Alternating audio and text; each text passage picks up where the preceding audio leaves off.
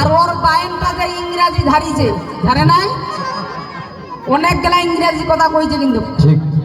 আচ্ছা ওই যদি এত ইংলিশ জানে ওই ঢোলটা বাজাছে কেনে ওই যে পেটে দেয় তো চাকরি করিবা হইলে হয় তুই এত বড় শিক্ষিত একটা মানুষ তুই ঢোলটা বাজাবো কেনে তুই এটার জবাব দিব আস ঠিক আছে তুই এত শিক্ষিত তুই গেলে মানে তোর মতো ইংলিশ ধারার মানুষ এই জায়গায় একটাও নাই এই সরকারের ইংরেজিটা কেমন শুনবেন কেমন এই বেটাশালা ভালো ছিল এই বেটাশালা ভালোই ছিল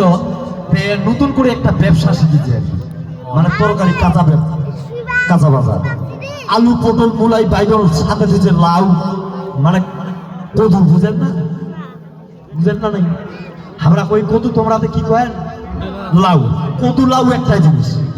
এই কদু লাউ মরিচ পেঁয়াজ দিয়ে বেশ করে দোকান দিয়ে বসছে আর কি মাধুপুরে হাট তারপর